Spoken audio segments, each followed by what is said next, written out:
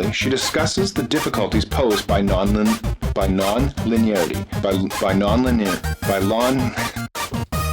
Book recommendation time. Today I'm talking about game sound. This is a book by Karen Collins, an associate professor at the University of Carleton School of Information Technology.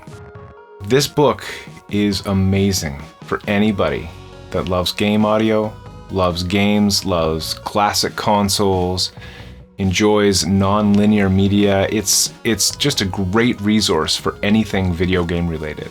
I'm going to read you the insert and it should give you a pretty good idea of what we're getting into.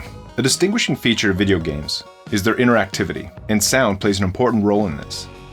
Players' actions can trigger dialogue, sound effects, ambient sound, and music, and yet, game sound has been neglected in the growing literature on game studies. This book fills that gap, introducing readers to the many complex aspects of game audio, from its development in early games to theoretical discussions of immersion and realism.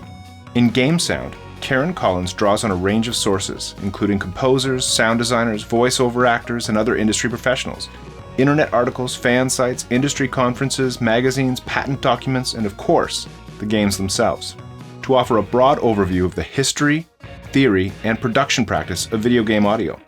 Game Sound has two underlying themes: how and why games are different from or similar to film or other linear audiovisual media, and technology and the constraints it has placed on the production of game audio. Collins focuses first on the historical development of game audio, from penny arcades through the rise of home games and the recent rapid developments in the industry. She then examines the production process for a contemporary game at a large game company, discussing the roles of composers, sound designers, voice talent, and audio programmers. Considers the growing presence of licensed intellectual property, particularly popular music and films, in games, and explores the function of audio in games in theoretical terms. Finally, she discusses the difficulties posed by nonlinearity and interactivity for the composer of game music. Now, this was published in 2008, so it won't be touching on things like spatial audio or virtual reality as much as, say, more modern books. But as far as a foundation of where game sound came from and a lot of the practices that are still involved, it's a great resource. So check it out. Tell me what you think. Love to talk about it in the comments, and hope you enjoy. Why? An audio logo?